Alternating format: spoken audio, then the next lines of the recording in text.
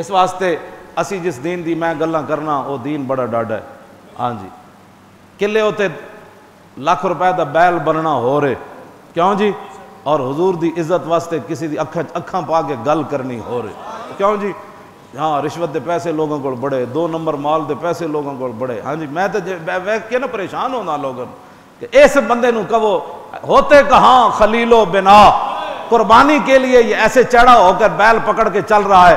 اس نو کدی پوچھو حضور دی عزت واسطے بھی ان چلیا کیوں جی. اس نو قربانی دا مسئلہ سمجھ آیا کیونکہ وہ فریزر بھرنے سن تے رانا لینیاں سن تے دینیاں سن.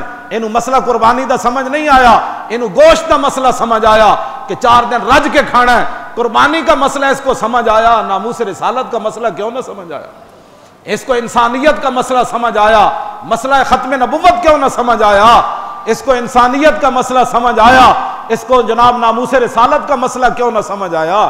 میں اسی بات پر پریشان ہوتا ہوں کہ قربانی کے لیے لوگ بڑے بڑے جانور خرید کے ٹہلتے ہیں اور ان کو لے جاتے ہیں, لوگوں کو دکھاتے ہیں یہ ہم نے خریدا. تو میں نے کہا کدی حضور کی عزت کے لیے بھی کسی کے سامنے گیا؟ یہ تو اس لیے تو دکھا رہا ہے کہ میرے پاس پیسے اتنے تھے میں نے یہ خریدا. اس کا تو دیکھنے والا جو کوئی نہیں ہوتا, اس پر تو ظاہری انعام بھی کوئی نہیں دیتا جو حضور کے لیے ایسے کرے. ہاں وہ تو مالک دیکھ رہے ہیں نا, اس کے لیے کبھی میں جڑے سنت ابراہیمی دے بڑے جناب تے حضور دی عزت دا انہاں نوں پتہ ہی کوئی نہیں, انہاں واسطے میں شعر پڑھن لگا.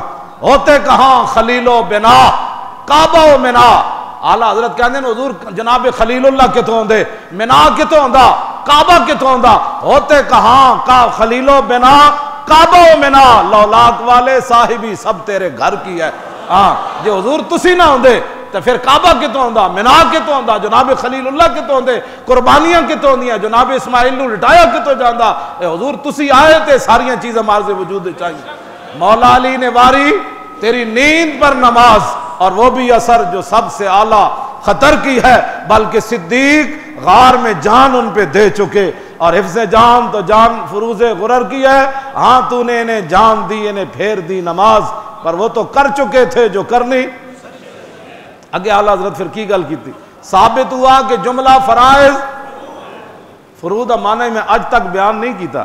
میں بیان کراں تو جناب لگ پتے جان فروض معنی. جس قوم نو مسئلہ ختم نبوت نہ سمجھ آیا کیوں جی, جس قوم نو ناموس رسالت دا مسئلہ 7 سال سمجھ نہ آیا, سانو پھر تقریر کرنی پیندی, اس قوم نو فروض معنی کی سمجھائی.